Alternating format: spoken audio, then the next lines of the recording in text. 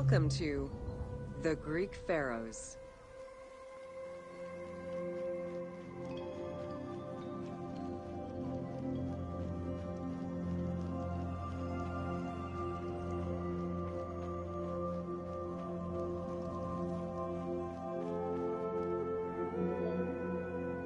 Pharaohs were considered divine incarnations of the gods. As an avatar of the gods living on Earth, the pharaoh's role was to preserve fundamental values and universal harmony by removing chaos, Isfet, and ensure that justice, Mot, prevailed. The pharaoh, by divine ancestry and through multiple offerings, was the bond that unites the world of men to the world of the gods and allows the maintenance of the cosmic order.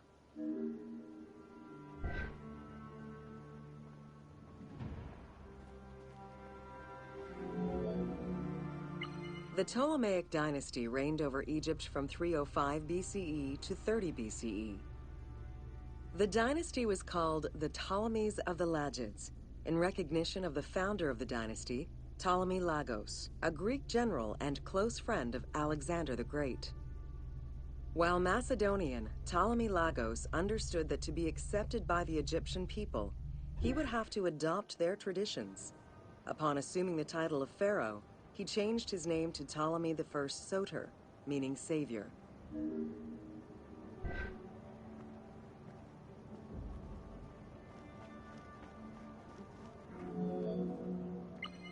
Born in 356 BCE, Alexander the Great went through a hasty education in the affairs of the kingdom before integrating into the Macedonian army, where he quickly rose through the ranks. After his father's assassination in 336 BCE, which some believed was orchestrated by Alexander himself, he became king of Macedonia. Ruler of a unified kingdom and leader of a large army, Alexander set his sights on conquest. Eager to reclaim the Greek cities of Asia Minor, he took on the Persian forces, earning victory after victory.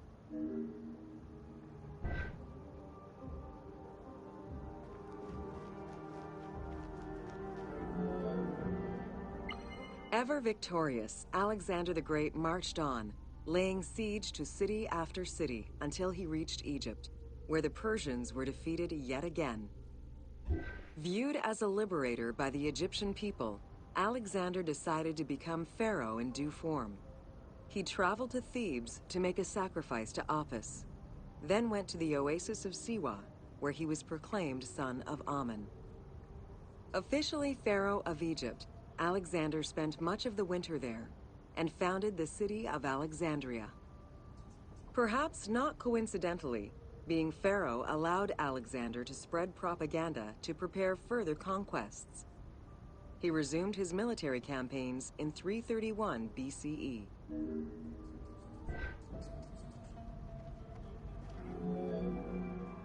On his deathbed in 323 BCE, Alexander the Great gifted the satrapy of Egypt to Ptolemy Lagos.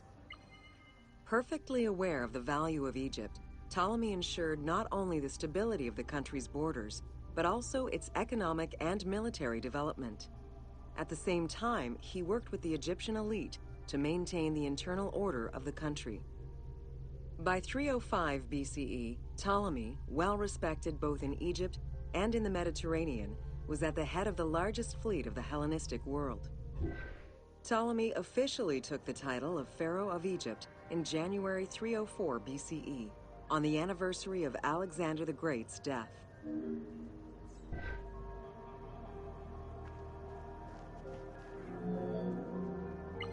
Alexander died in Babylon in 323 BCE. His remains were placed first in a solid gold sarcophagus, and then within another. The casket was carried in an ornate custom wagon, gilded and set with precious stones, and pulled by 64 mules crowned with gold. The funeral procession was diverted to a grandiose temple in Alexandria, built in the conqueror's honor under the orders of Ptolemy I.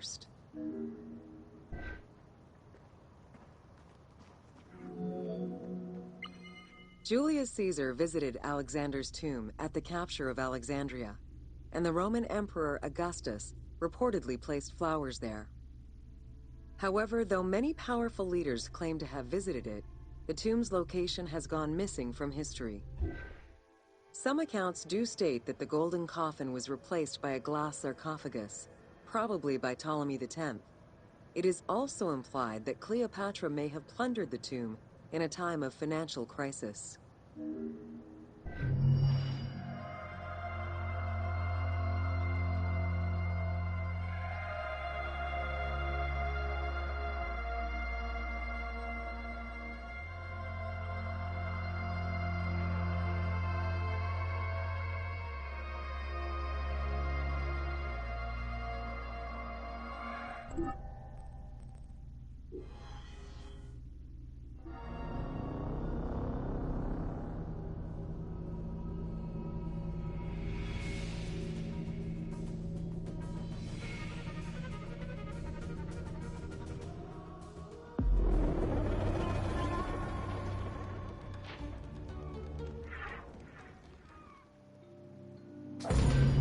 Welcome to Cleopatra, Queen of Egypt. Cleopatra VII Theophilopator ascended the throne in 51 BCE at the age of 18. Though her early attempts to maintain power were often challenged, she eventually prevailed and became the sole ruler of Egypt. According to Plutarch, she was the only Ptolemaic pharaoh to speak the Egyptian language. Her intelligence, coupled with a good education and a great political mind, allowed her to make the alliances necessary to maintain the independence of Egypt while Rome was becoming a Mediterranean empire.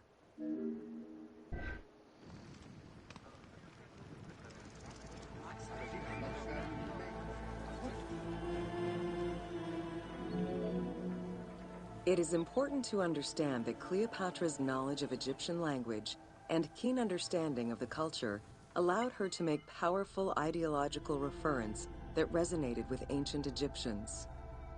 By associating herself with the goddess Isis, the divine mother, great of magic, and repository of divine essence, Cleopatra firmly established herself as the protector of the two lands and legitimized her place on the throne.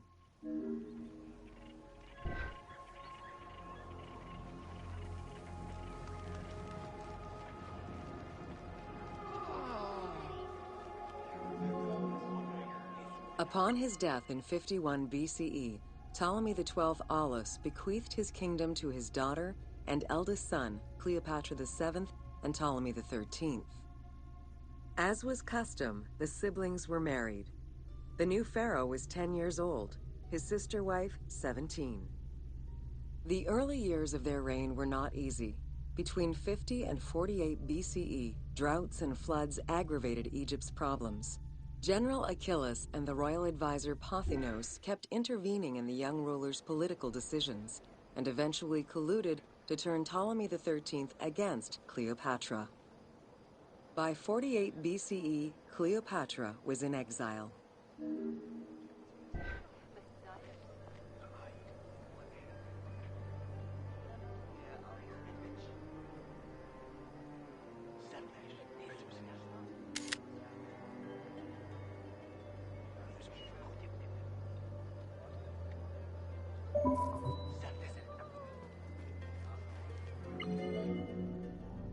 During Cleopatra's exile, the Roman Empire was not without its own internal conflict.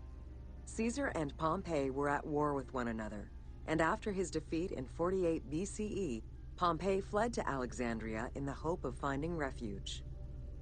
This turned out to be an unwise decision. Listening to his advisors, Ptolemy XIII elected to have Pompey assassinated, his head kept as a gift, in the hopes of acquiring Caesar's favor. This gambit backfired. Instead of earning approval, the murder of a Roman greatly angered Caesar.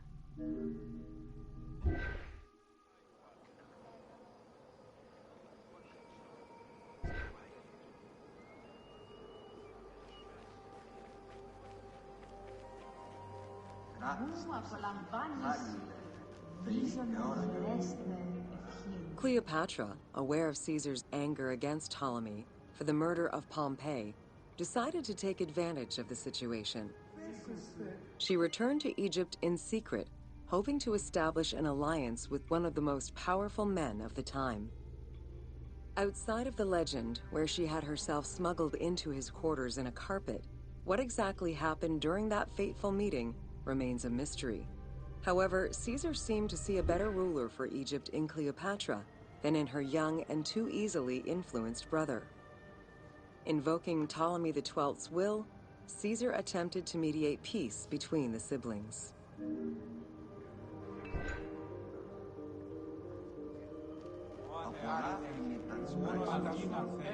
Ptolemy XIII was enraged by the turn of events, and his advisors were none too happy to see Cleopatra return.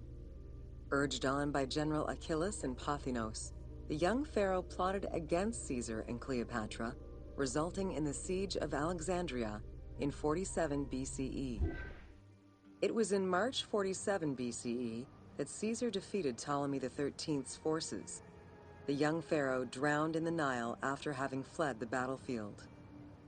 With her opponents dead or powerless, Cleopatra married her other much younger brother, Ptolemy XIV, and finally claimed the throne of Egypt for good.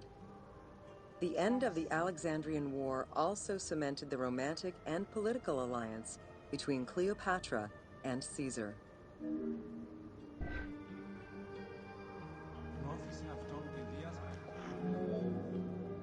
In June of 47 BCE, Cleopatra gave birth to a son, whom she called Caesarion.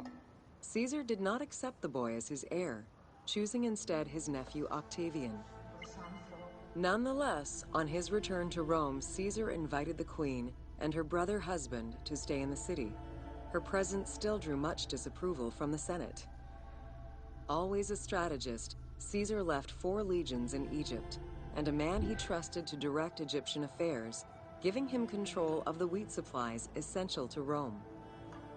Cleopatra and her entourage remained in Rome until March 44 BCE, when Caesar was murdered.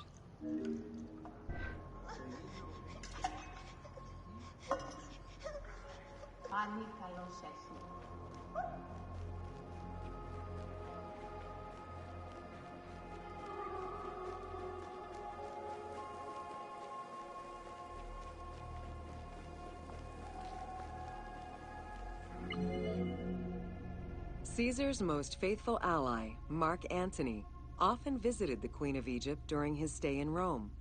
Unlike most, he recognized the legitimacy of Caesarion, the natural son of Caesar.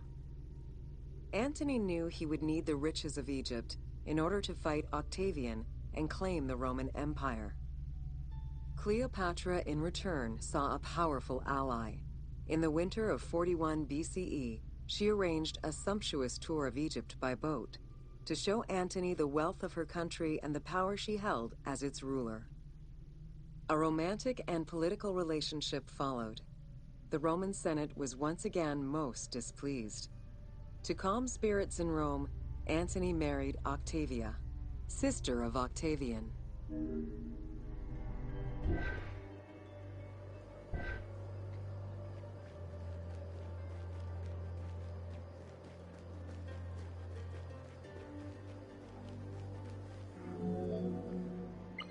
Despite his marriage to Octavia, Antony remained Cleopatra's lover, and she gave birth to their children.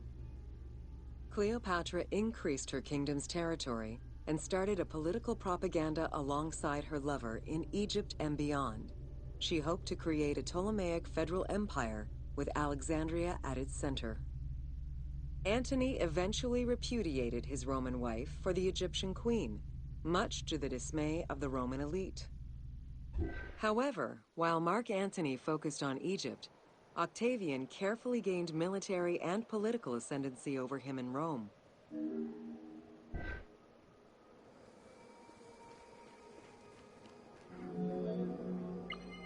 Octavian managed his own propaganda campaign and succeeded. The Roman people hated Mark Antony and Cleopatra. To avoid the censure still inherent in attacking a fellow Roman, Octavian simply declared war against Egypt. Rome's power still reigned supreme. The powerful Egyptian fleet, led by Cleopatra as well as Mark Antony's forces, were defeated in 31 BCE in Actium.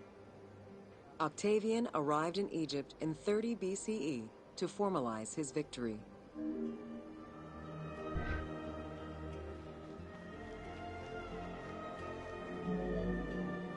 The following events remain difficult to confirm due to the many versions and legends around them. It is believed that after hearing a rumor about Cleopatra's suicide, Mark Antony committed suicide himself. He was brought to the queen as he slowly passed away. Knowing that Octavian would have her chained and paraded through Rome in defeat, Cleopatra planned her own suicide. She most likely killed herself with arsenic, though admittedly, the version where she uses an asp to deliver a fatal bite may be considered more dramatic. What happened to the body of Cleopatra is still a mystery.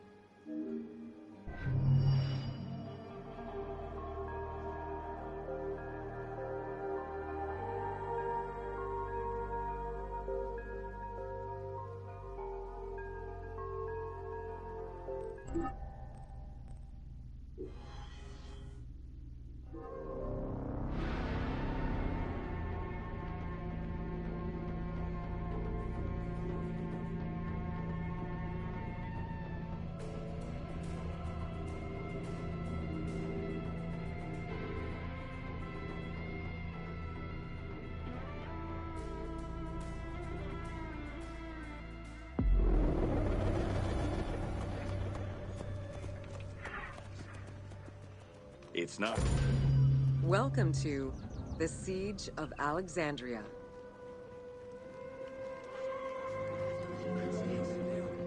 Among the collection of writings attributed to Julius Caesar are his descriptions of the Siege of Alexandria, the Gallic Wars, and the commentaries on the Civil War.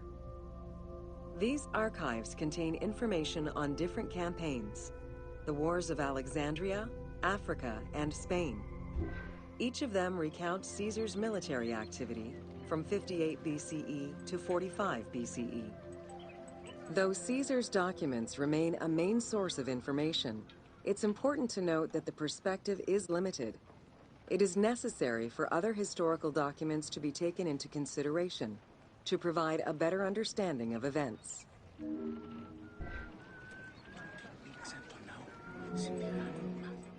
The Siege of Alexandria closely relays the events of the Civil War that led up to the event and describes how Caesar was besieged in the palace of the Ptolemies. Other ancient authors have left equally valuable and sometimes contradictory information.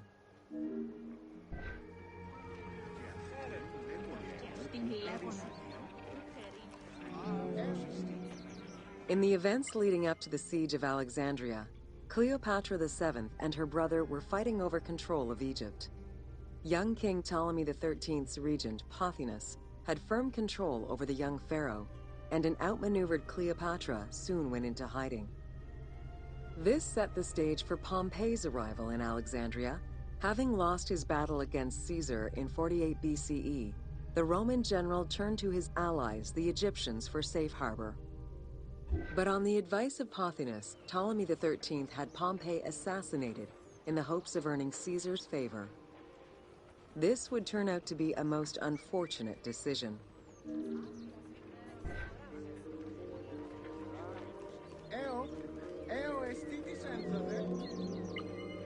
Upon his arrival in Alexandria, Caesar was presented with Pompey's head. The sight of a Roman murdered by Egyptians did not sit well with him. Caesar made his displeasure clear, ordering the return of Cleopatra, and for the siblings to resolve their differences and resume their co-rule of Egypt, as per the will of their father. Neither Pothinus nor Ptolemy XIII wished to accede to this demand. While doing his best to aggravate Caesar, Pothinus secretly plotted against the Roman ruler and sent word for Egyptian general Achilles to bring his 20,000 men to fight on his behalf. While Pothinus plotted against Caesar, Cleopatra made a bold move.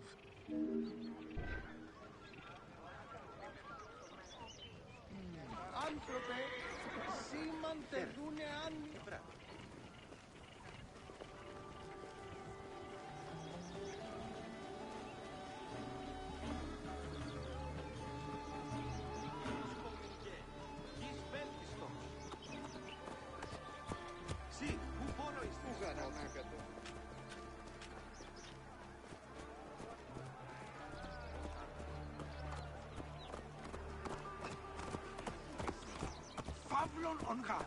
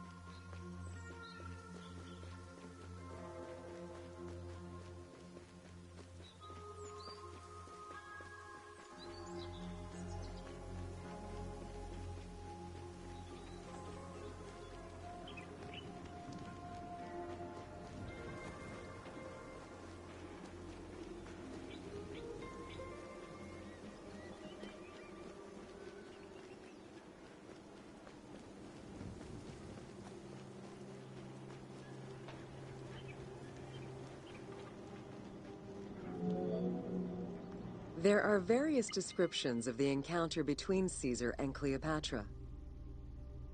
One report states that she snuck into the palace alone at night. Another account claims she was accompanied by an ally and was brought inside the palace wrapped in a carpet bag. Though exactly what happened at this fateful meeting is up for debate, what is known is that Cleopatra met with Caesar and earned his approval. Pothinus and Ptolemy XIII were most vexed with this turn of events.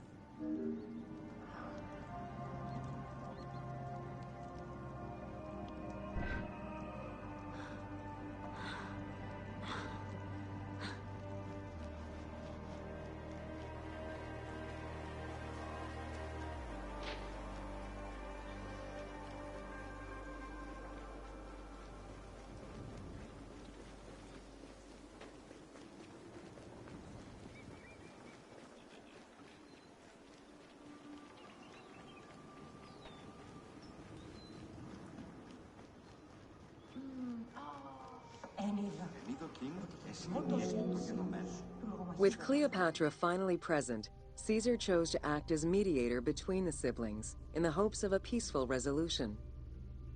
It did not take long for things to sour.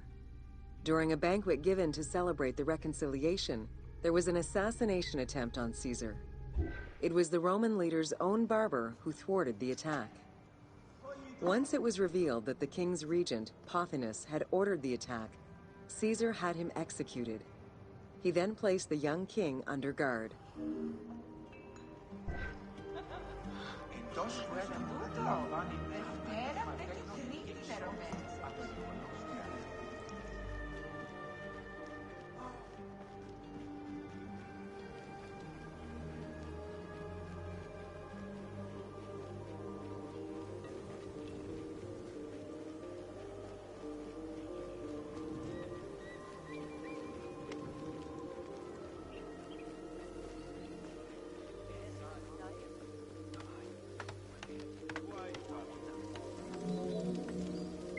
Caught within the palace with roughly 4,000 troops, and with the knowledge that the arrival of enemy forces was imminent, Caesar sent for help from Syria, Rhodes, and Cilicia. He ordered his men to dig a ditch around the palace and build a wall leading to the harbor. This would ensure Caesar's access to the sea. When Egyptian General Achilles arrived in the city with 20,000 men, the battle for Alexandria began.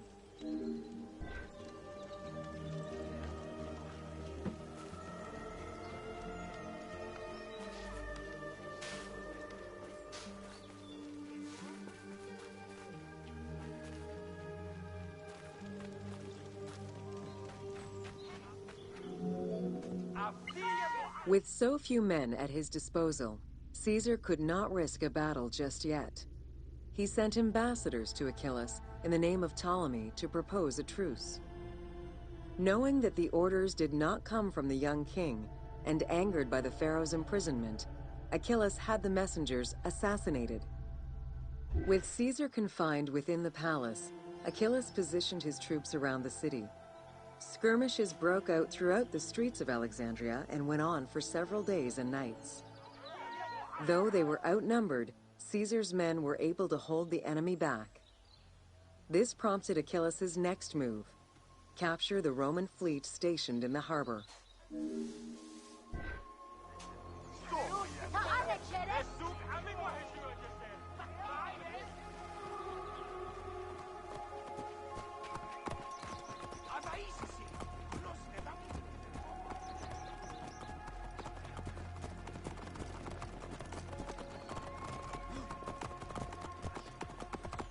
Ο Γαλλός έβγε!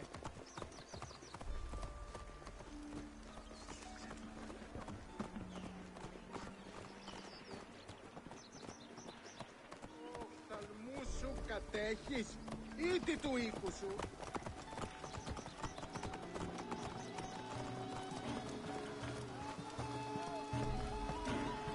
Ιδιώτη! Ελάβνη νου και γνώστης!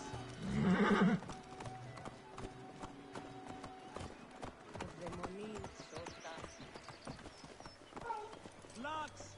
Σι ελάβνη χλίου γιγνέστε!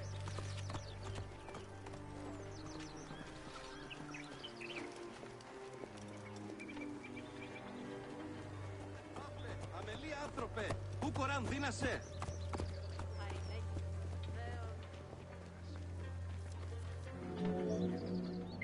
Although the palace offered protection, losing the port meant the end of help and supplies. Caesar knew he had to protect the fleet. While he and his troops succeeded in regaining control of the port, he knew it would be impossible to sustain. Caesar ordered the burning of the ships. With passage back to the palace closed off, he headed for the lighthouse of Alexandria.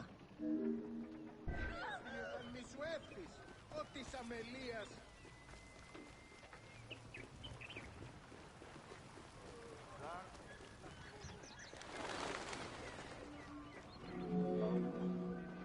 Fighting their way through the Egyptian troops, Caesar and his men eventually reached Pharis Island. There, they took refuge within the lighthouse.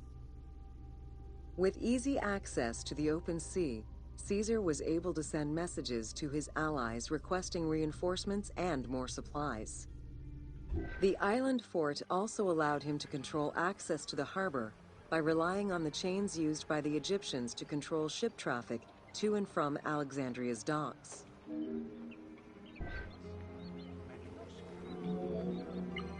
The exact chronology of events during the war in Alexandria remain imprecise. Conflicting accounts raise questions as to when, and even if, the Great Library of Alexandria was burned down at all.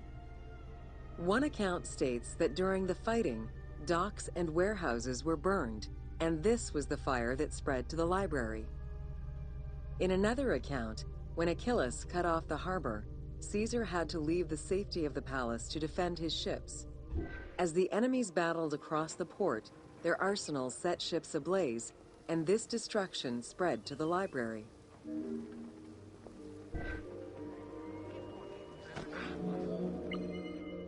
In either case, the Great Library was not completely destroyed.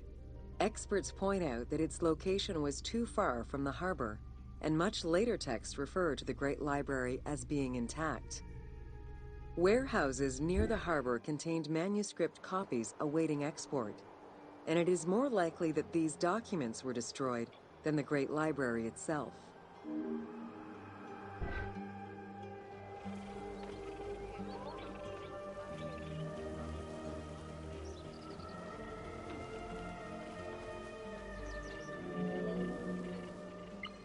The destruction of the Great Library may have been due to a number of fires over the ages. Its end was probably closer to the 4th century CE, when the Christian Emperor Theodosius I ordered the closure of all pagan temples. While some documents survived after being moved away, it remains unclear just what knowledge may have been lost.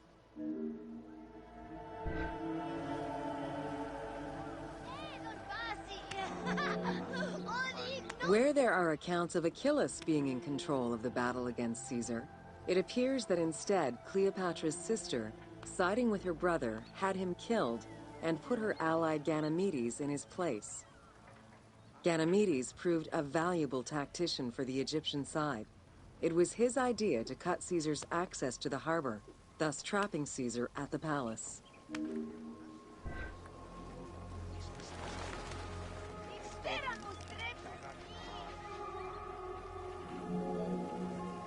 During the time of Ptolemy I, canals had been dug throughout Alexandria to provide fresh water. Ganymedes had his men take control of these canals. After isolating their own water supply, he had his men pour salt water into the canals and cisterns that led to Caesar's camp.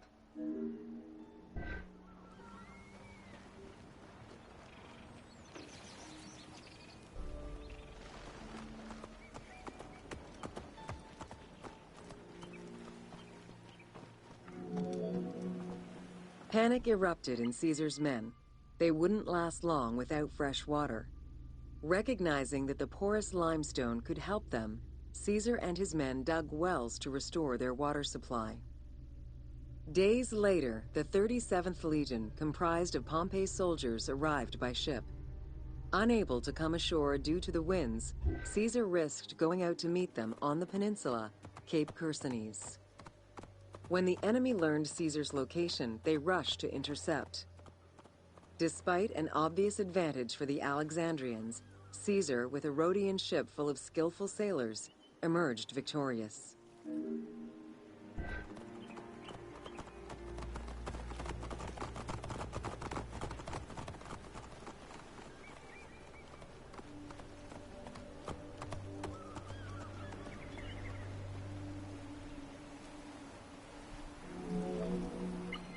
With help from the Allied ships, Caesar's victory enabled him to push the Egyptians back and secure the lighthouse. Gaining control of Pharos Island sent the Alexandrians into the sea and swimming back to the city. However, Caesar's fortification of the island didn't last long. The enemy regrouped and were set to storm the island. Panic-stricken, in spite of Caesar's encouragement, many of his men then fled their posts, either by ship or jumping into the sea. Οφθαλμούς σου κατέχεις, ήδη του οίκου σου.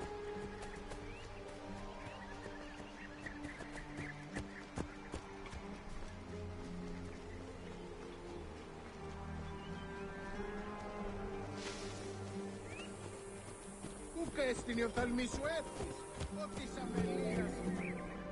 Caesar attempted to retreat, but Port Eunostos' harbor was overrun with enemy ships, preventing escape. Reportedly, Caesar gathered his papers and leapt overboard in an attempt to swim to an Allied ship farther out. Historian Cassius Dio claimed that Caesar would have drowned if he hadn't been able to remove his purple garment. Still, he managed to swim the distance and survive. The Alexandrians recovered the cloak and used it as a trophy to commemorate the Roman debacle.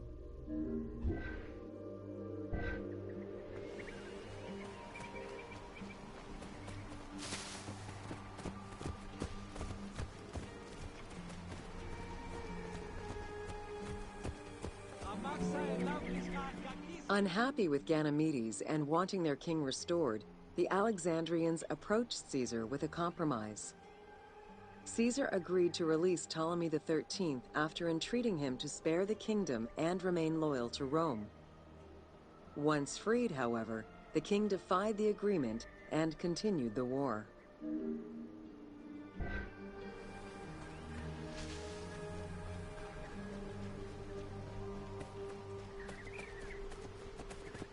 Πότε διδάσκεσαι Ελλάδη, είπα πρώην και εχθές.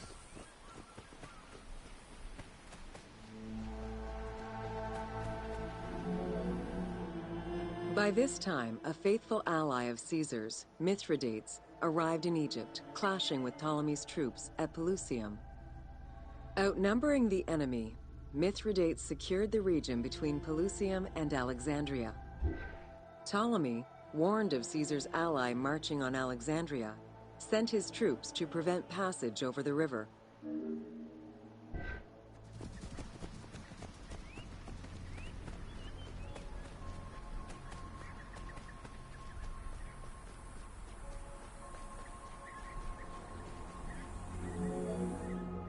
Mithridates warned Caesar in time, and the two groups confronted the armies of Ptolemy in the Delta. In the Battle of the Nile, the Romans gained the upper hand, sending the Egyptians fleeing. In the tumult and panic, King Ptolemy XIII drowned in the Nile.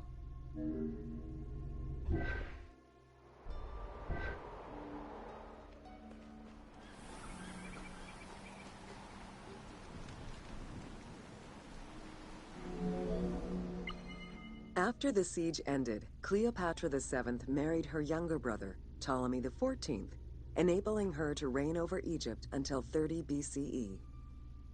Under her rule, Alexandria settled into its position within the Roman Empire and eventually surpassed Athens as one of the most important cities in the Roman Empire.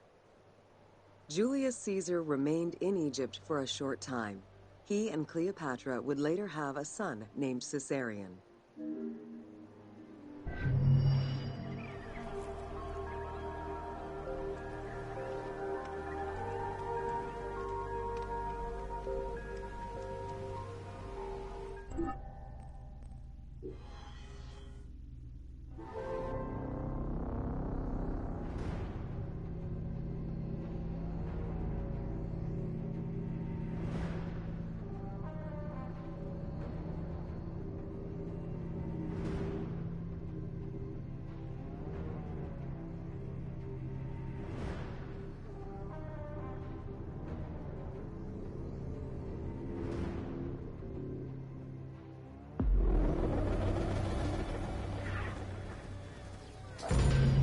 Welcome to Introduction to Alexandria. After conquering Egypt in 331 BCE, Alexander the Great decided to build a new city, which, as per his habit, he named after himself. After his death, Alexandria quickly became the capital city of the Ptolemaic kingdom and the most important city of the Greek world.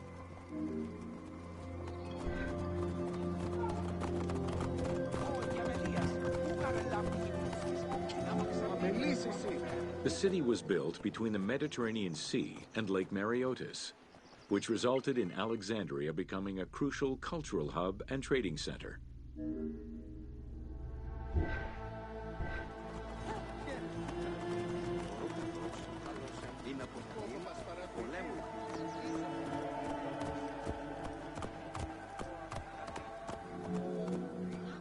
Sumptuous buildings could be seen wherever one turned their gaze. The royal palaces, the many temples, the gymnasium, lush public gardens, and large avenues.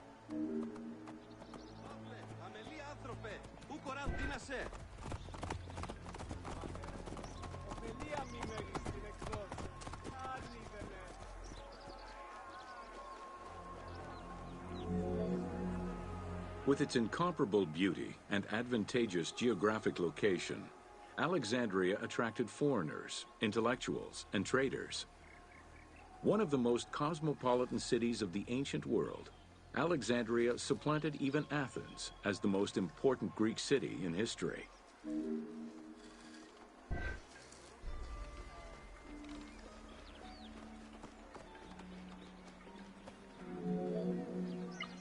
Egyptian obelisks were highly prized by Roman architects. While Roman design previously favored the use of a single monument, Egyptian obelisks tended to come in pairs and were generally located at the entrance of temples. Several ancient Egyptian obelisks are still in existence today, though many are spread out across the world in locations such as Paris, Rome, New York, and London. All of this shows that Alexandria was significantly influenced by the rich past of Egypt. Οφθαλμούς σου κατέχεις ή τι του οίκου σου.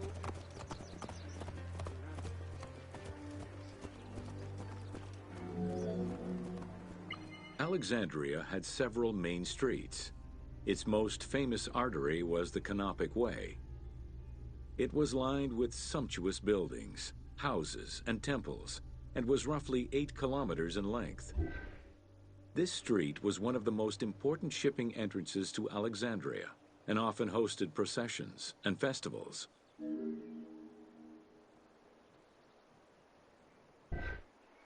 Αμελής εσύ, ου και λάβνεις η γνώσκης, φαύλε.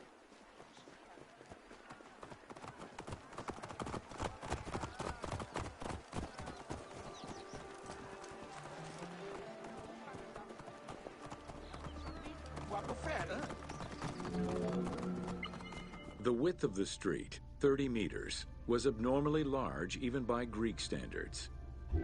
This is likely because the Canopic Way was made in a short span of time and based on an urban plan, as opposed to being slowly built over time, as was usual for the era.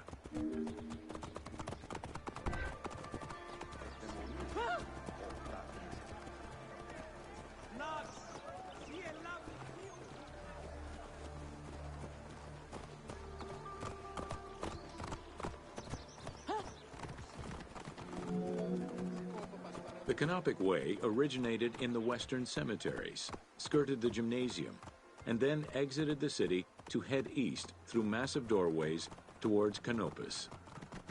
This structure was known as the Canopic Door.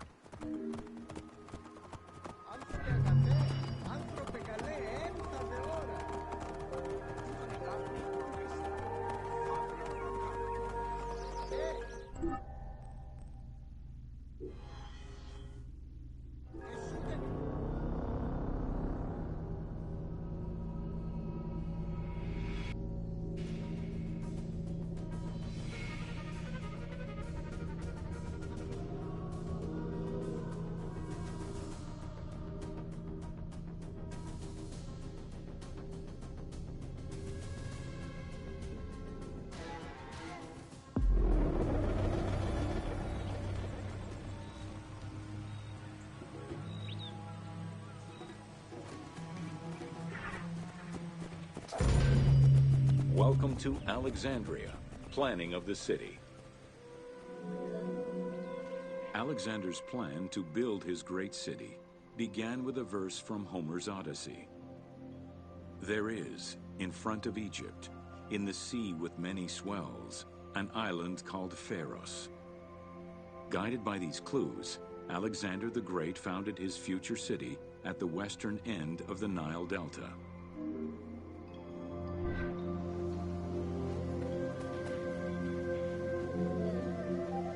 Though Alexander considered this location ideal for his great city, it presented considerable challenges. Too difficult to access during storms, the surrounding swamps threatened disease, and the limestone soil prevented the growth of healthy crops. However, due to the influence of his mentor Aristotle, Alexander the Great recognized that the true value was its strategic emplacement. Alexander knew that in controlling Pelusium to the east, Memphis to the south, and his crowning glory Alexandria to the west, he would create a triangular stronghold, allowing him to control the entire delta while giving him access to the Mediterranean.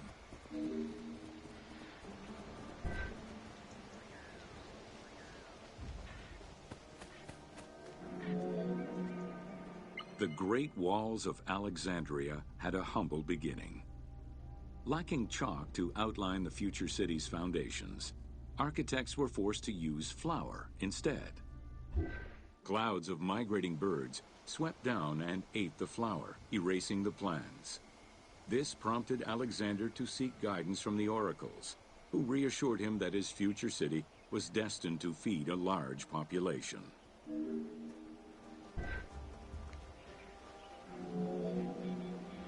Excavations led by Mahmud Bey el-Falaki in the 19th century revealed that the wall enclosure measured approximately 5.2 kilometers in length and 2.2 kilometers in width. It was roughly 9 meters in height.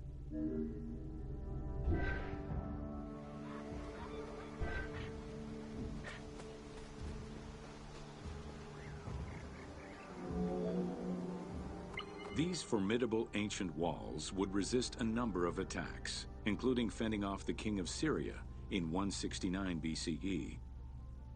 It wasn't until 295 CE that they eventually fell to Roman Emperor Diocletian, and this only after 8 months of relentless assault.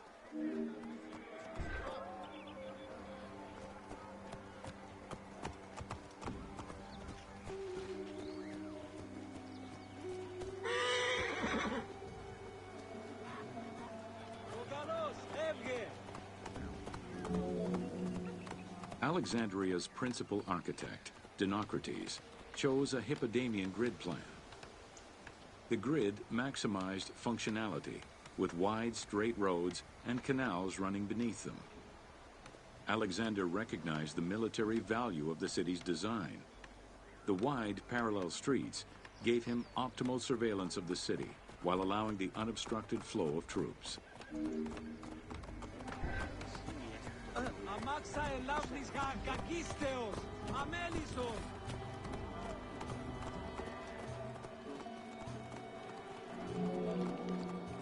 A central corridor ran from the Mediterranean's north port down to Lake Mareotis to the south.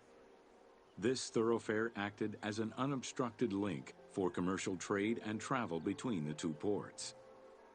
Many of the streets were bordered with grand buildings and parks, including Canopic Street, with its impressive gate bordering the eastern end.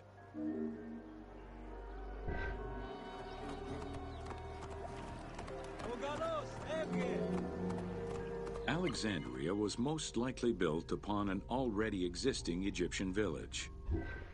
Upon its completion, the Egyptians reviled the city, refusing to call it by its founder's name.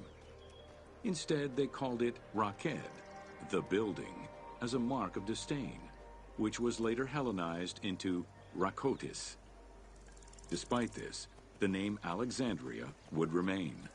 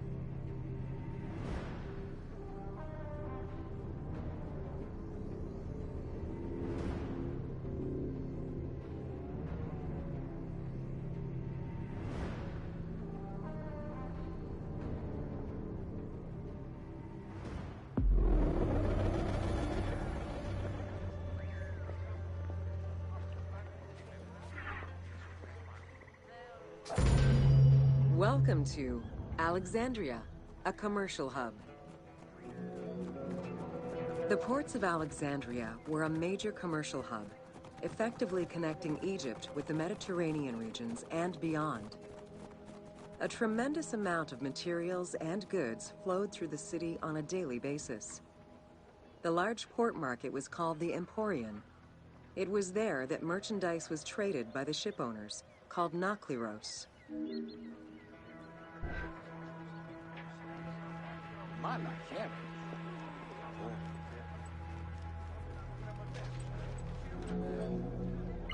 Food and other artisan work streamed out of Egypt. Ceramics, glass, golden rings, and minted coinage. The local potters, using traditional Egyptian techniques, competed with those from abroad, and the textile industry flourished. What Egypt did not produce itself was acquired through trade, using local resources such as wheat and papyrus. Most sought after was pine wood from Syria, iron and marble from the Greek islands, gold from Spain, and exotic fruits from Europe. All this commercial activity contributed to the already decadent wealth of the city.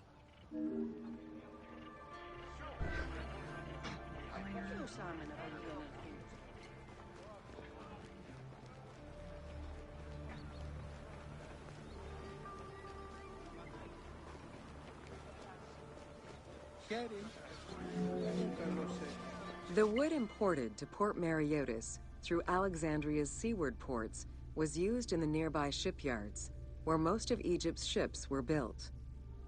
Employing tens of thousands of shipbuilders, the shipyards contributed to establishing the Egyptian fleet as one of the mightiest of the era. Any wood not used in shipbuilding was further disseminated through Egypt for various purposes. Ιδέως έχω απαντήσει.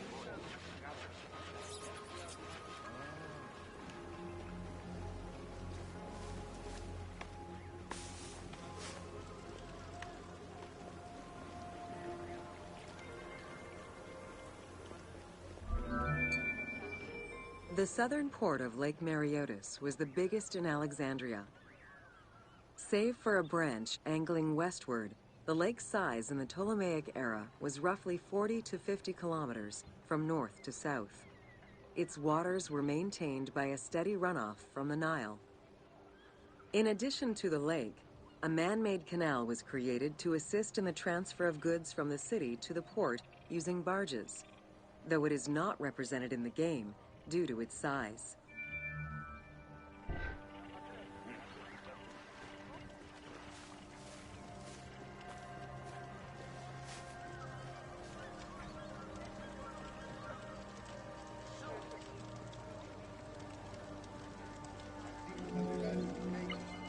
Banking was one of the most distinctive innovations brought by the Greeks to Egypt. The centerpiece of Alexandria's wealth was the royal systematization of taxes on almost everything. Basic items such as salt, oil, beer, wheat, and linen were heavily taxed. As a result, the royal treasury of Alexandria was able to ensure the economic stability of most of the administrative areas of Egypt.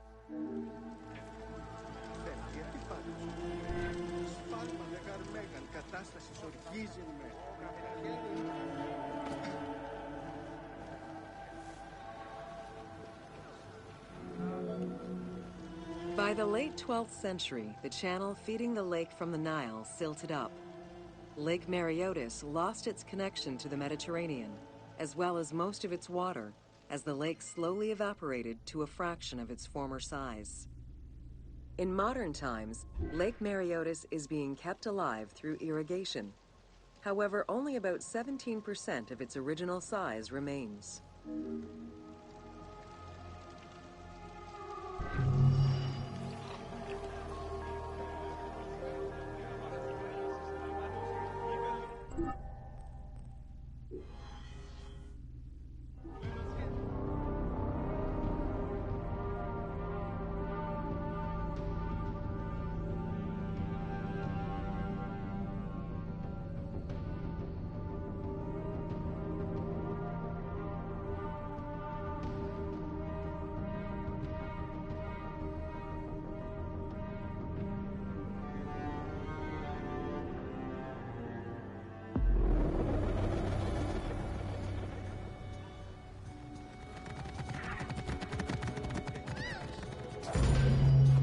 Welcome to Alexandria, city of celebration. Like most Greek cities, Alexandria offered multiple forms of entertainment. Most were related to cults, religious practices, and the festivities surrounding those practices. Among those festivities, the most important ones were the dynastic celebrations, instituted in honor of the deified Ptolemaic kings and queens. These celebrations could go on for many days and included sacrifices, offerings, processions, and public banquets.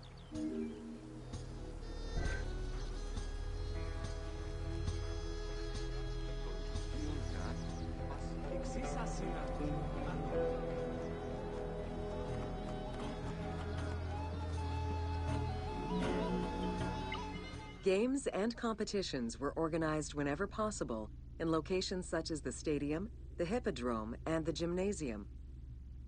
The residents of Alexandria favored such events where athletes, poets, and musicians from Egypt and other cities of the Greek world competed.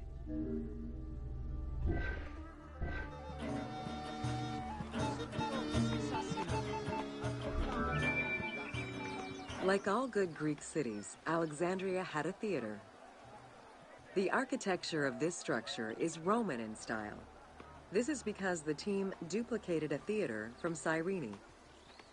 Roman theaters were usually semicircular and built from scratch on a flat area with structures designed to enhance oration.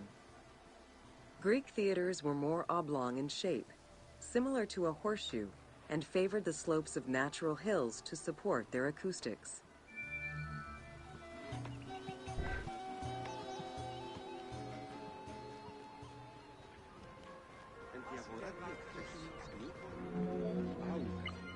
At the theater, one could witness the plays of contemporary comic and tragic authors. The play you are witnessing below is Menander's Dyskolos, more commonly known as the Grouch, a late and popular entry in the Greek comedies.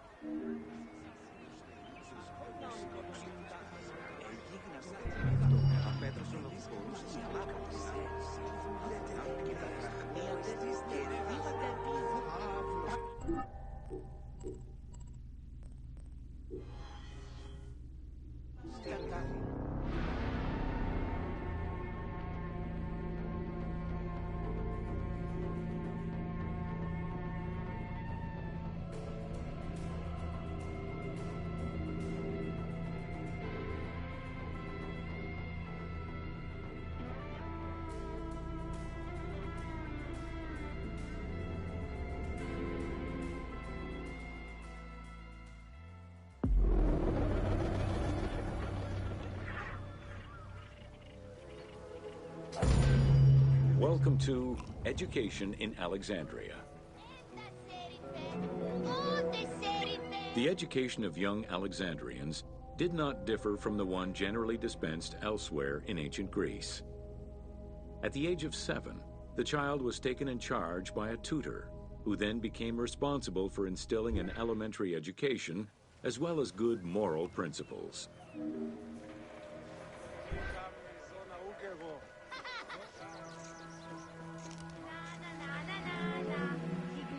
Teaching was generally done outside, in the open air. In the gymnasium, students were taught not only sports, but also topics such as rhetoric, philosophy, music, and poetry, all things deemed essential to one's education at the time.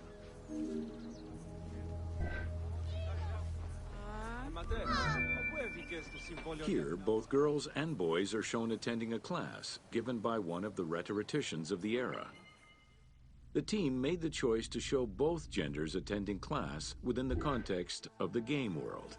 Even though it is historically inaccurate, the team felt it was not necessary to prioritize historical sexism over inclusive gameplay.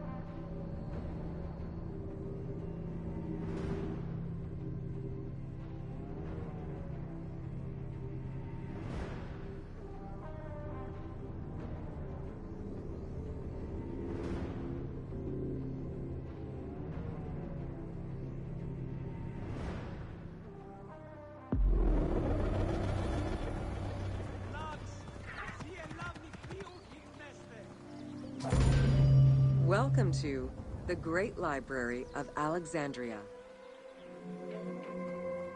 Near the district of royal palaces and within the Moseon was the most famous library of all antiquity.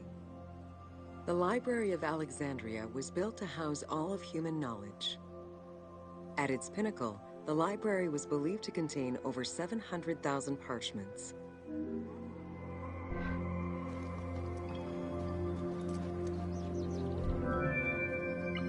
Throughout the centuries, fires and wars between Christianity and paganism destroyed the library, leaving nothing behind.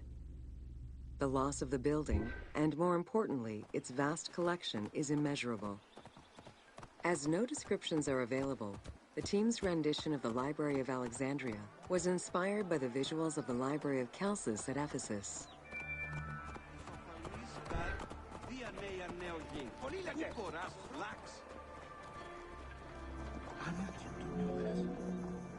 While much of the collection was purchased at the government's expense, the library also obtained books through other means. Any books owned by travelers coming through the city were seized to be copied for the library. The copy would then be returned to the owner, and the original entered into the library's collection.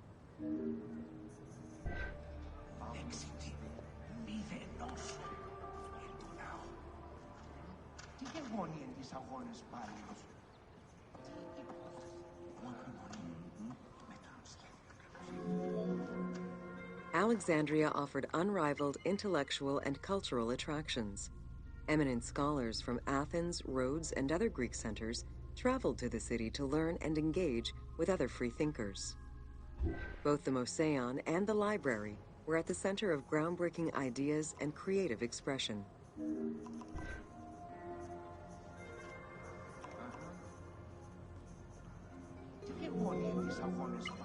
The great minds of antiquity were usually well versed in many disciplines, which were often associated to specific schools of thought. The Peripatetics, the Stoics, and the Cynics were among the most well-known schools of the time.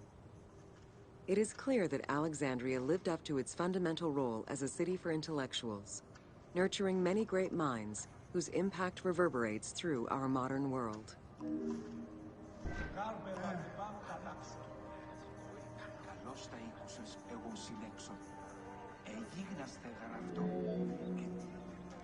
Hypatia of Alexandria was a Greek mathematician, philosopher, astronomer, and inventor. Though born in Greece, she eventually migrated to Alexandria, like many great minds of the time. It is there that she became the head of the Neoplatonist school of Alexandria. From most accounts, she was highly respected by her fellow Alexandrians, both as a teacher and a philosopher. With her death, the age of great ancient scientific discoveries came to an end.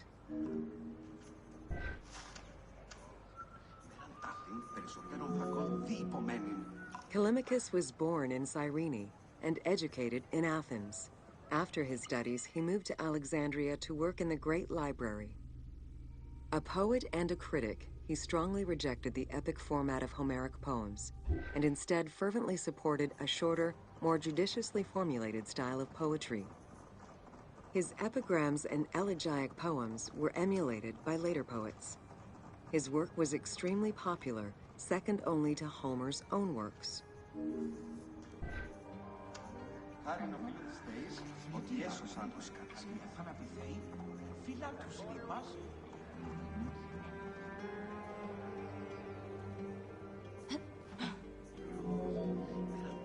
It was in Alexandria that mathematician Euclid, the father of geometry, wrote the Elements, laying out the foundational work of what would become modern algebra and number theory. Euclidean geometry would become one of the most influential systems in the evolution of mathematics.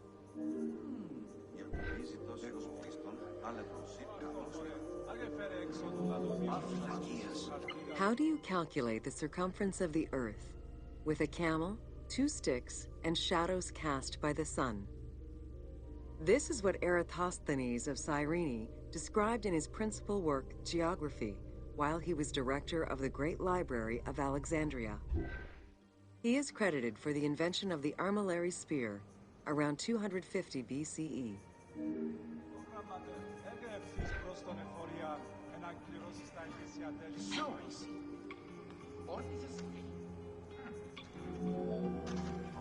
The earliest known and most complete armillary sphere of antiquity was the Meteoroscopion of Alexandria, with an imposing 9 rings compared to the 3 or 4 of most other astrolabes.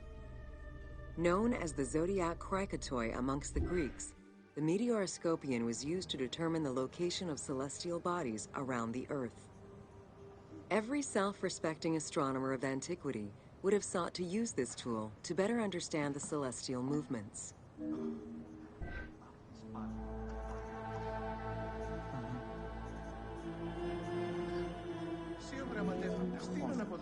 Pythagoras of Samos was a well-known and respected philosopher and mathematician. He is best known for the Pythagorean theorem. However, there is proof that the theorem existed in Babylonia and India, long before Pythagoras was born, casting some doubts as to who exactly originated the theorem.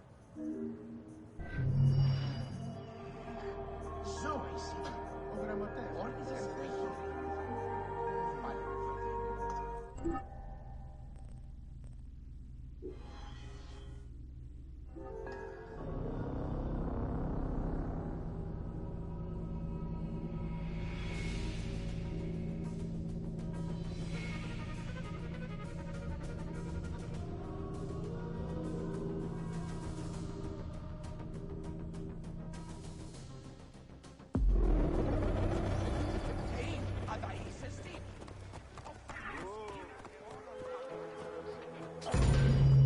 Welcome to the Moseon of Alexandria.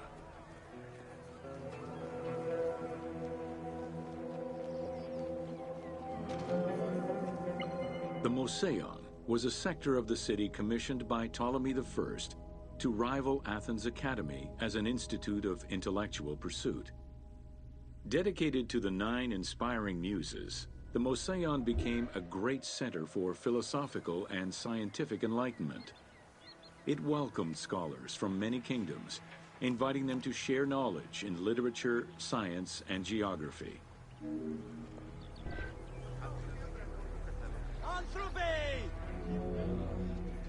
The Moseon was designed so that its buildings and grounds would accommodate free thinking, debate, and presentation. Meeting spaces and theaters surrounded a main courtyard. Expansive gardens were filled with exotic plants that aided in the study and supply of herbs and medicines. A zoo offered the study of animal behavior and physiology. Also among the Moseon's many star attractions was its astronomical observatory.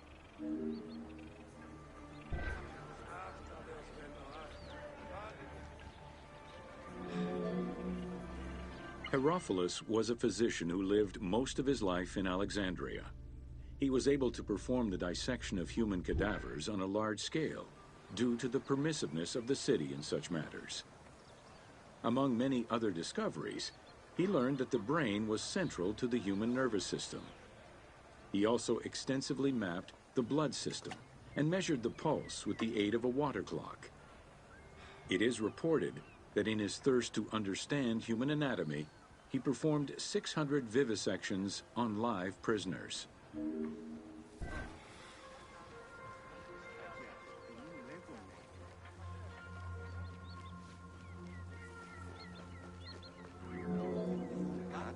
In order to be free to pursue their research, scholars were fed and housed at the Moseon at the government's expense.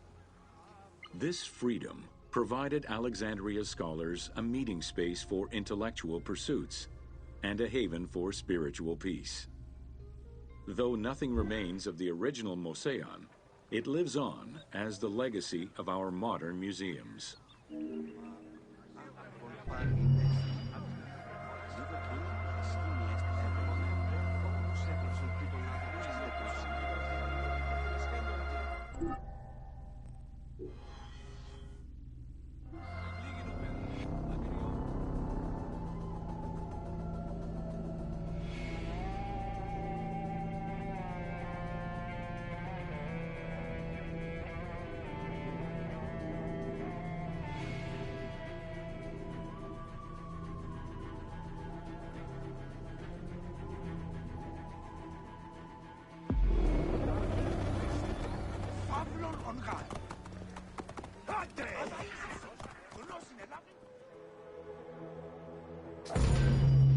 Welcome to the Serapeum of Alexandria.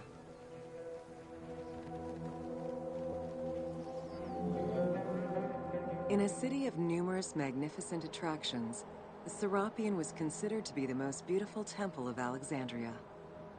Located southwest of the city on a small hill known as the Acropolis, the sanctuary was constructed during the reign of Ptolemy III, upon foundations which had existed since the reign of Ptolemy I Soter.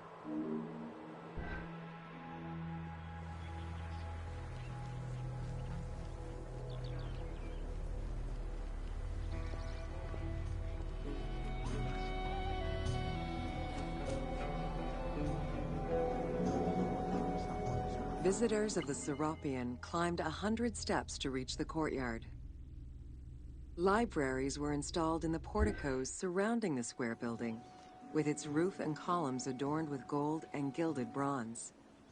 Pharaohs were generous to the temple, as were several Roman emperors after Egypt's conquest.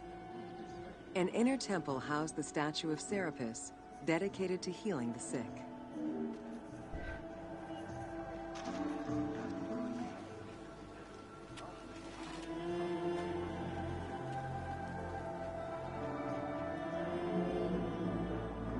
Since the 26th dynasty, Greeks in Egypt had gradually integrated the Egyptian cult of the Apis bull to their own rituals. With the establishment of the Ptolemaic dynasty, the cult of Apis was further integrated into Greek religion. During his rule, Ptolemy I chose to merge Egyptian and Hellenic gods into a syncretic divinity named Serapis. This name was the result of the amalgamation of Osiris and Apis. With this new deity, the Ptolemaic dynasty managed to accommodate similar belief sets for two different cultures, bringing about a new dynastic cult.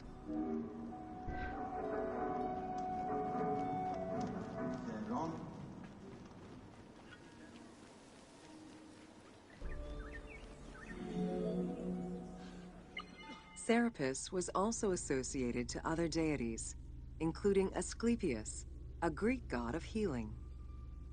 It is possible that, as with the Serapis Temple of Canopus, the sick would visit this sanctuary, sleeping there overnight in the hopes of being healed within its hallowed halls.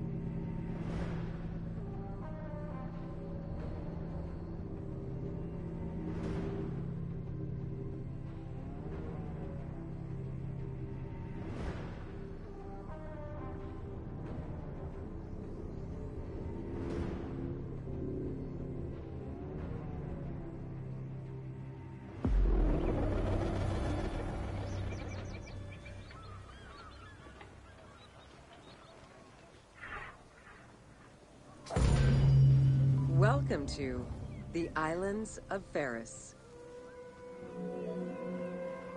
The Heptastadion was a bridge-like causeway connecting the island of Pharis to mainland Alexandria.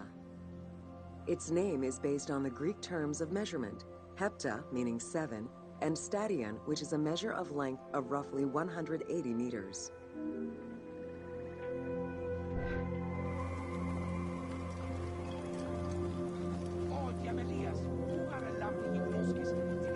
Since its construction would separate the Grand Port to the east and the port of Eunostos to the west, it was designed with channels at each end.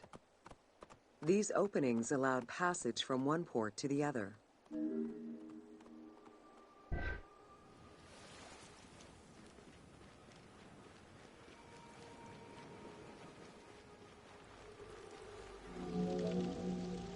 Along with creating separate harbors for the commercial and military shipping, the causeway served as a main aqueduct for the island's inhabitants.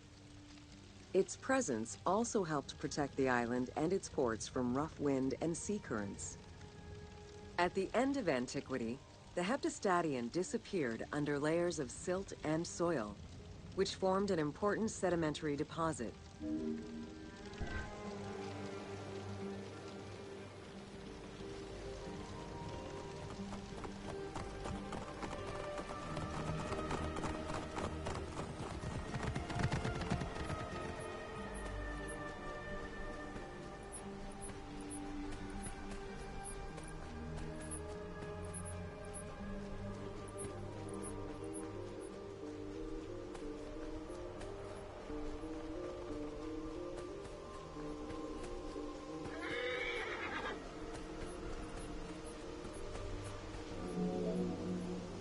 While the Serapeum was the most celebrated of the temples in Alexandria, many other temples were built within the city.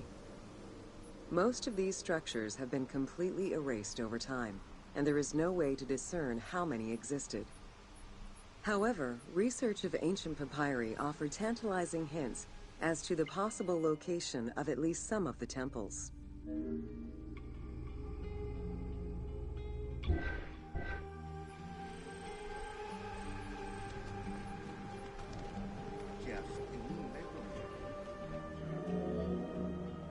Both papyri and coins reveal evidence of many temples built for the gods.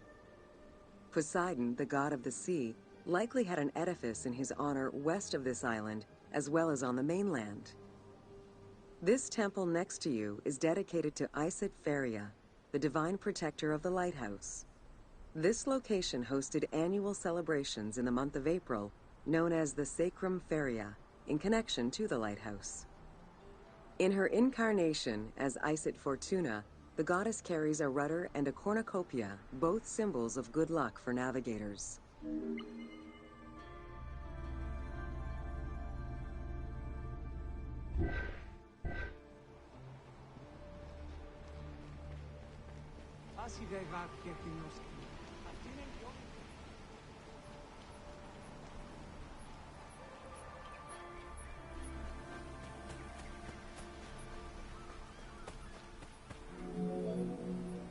Considered one of the 7 wonders of the ancient world, the Lighthouse of Alexandria was a source of great pride for the inhabitants of the city. Construction began under Ptolemy I's reign and lasted 15 years. It was completed during his son's rule. Once completed, the lighthouse was dedicated to the gods for the salvation of those who sail the sea.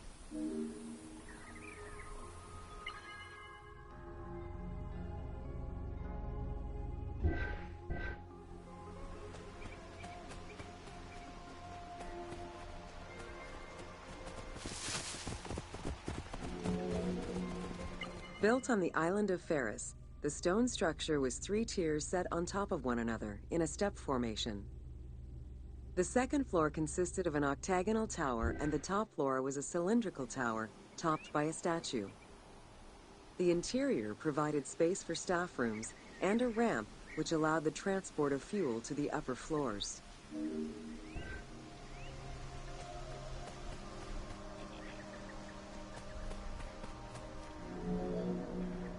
Essential to safe navigation through the rifts and shallow waters, the Pharos was a functioning lighthouse with a beam reportedly visible 50 kilometers away.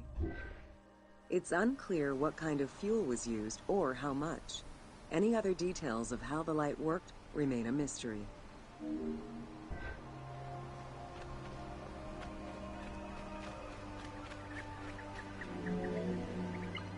For several centuries, the Pharos was one of the highest monuments ever built by man. It measured roughly 110 meters in height, compared to the Pyramid of Giza, which was around 140 meters tall. Gradually, the structure was eroded by earthquakes and then completely destroyed in 1480 CE, when a fort was built over it. Archaeological excavations on the seabed have uncovered many blocks from the ancient building.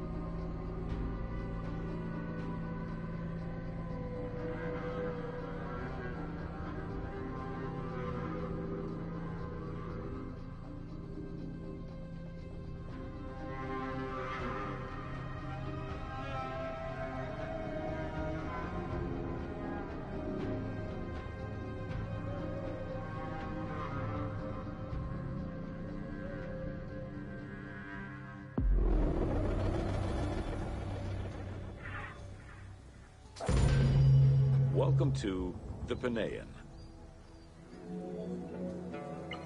The Panean was a temple built in honor of the god Pan, divinity of nature. This Greek god, often represented as a half-man, half-goat, with a beard, horns, and goat's hooves, was considered the protector of shepherds and herds.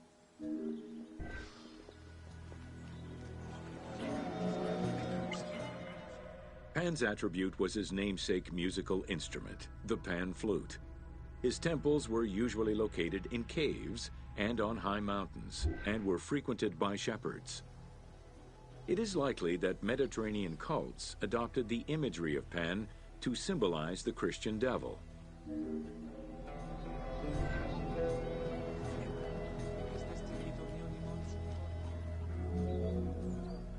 To give proper honor to the god, Alexandrians built an artificial hill upon which they housed his temple to compensate for the flat relief of the city. The artificial mound had the shape of a spinning top or a pine cone, which was accessed by a spiral staircase. The top had a panoramic view of the entire city. Only such heights would be fitting for a mountain god.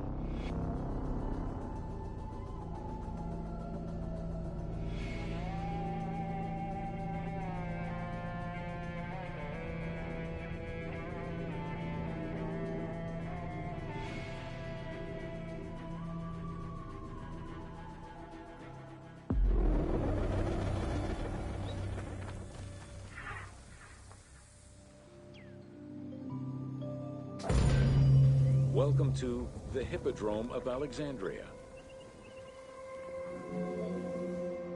The main hippodrome of the city was called the Legeon, in honor of Lagos, the ancestor of the Ptolemies.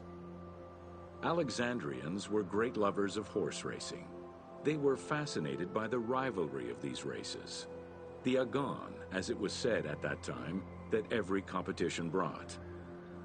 It was a struggle for glory.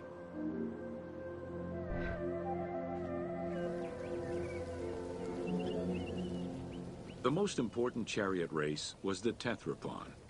Using 4 horses with the quickest harness to the front right, the charioteer would race for 12 laps, with sharp turns at either end of the hippodrome.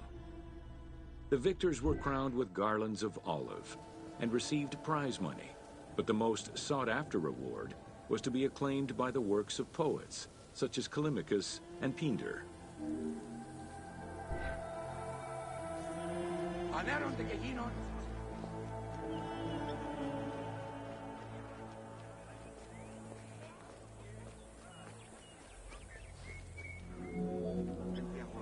Ye hymns that rule the lyre, what god, what hero, aye, and what man shall we loudly praise?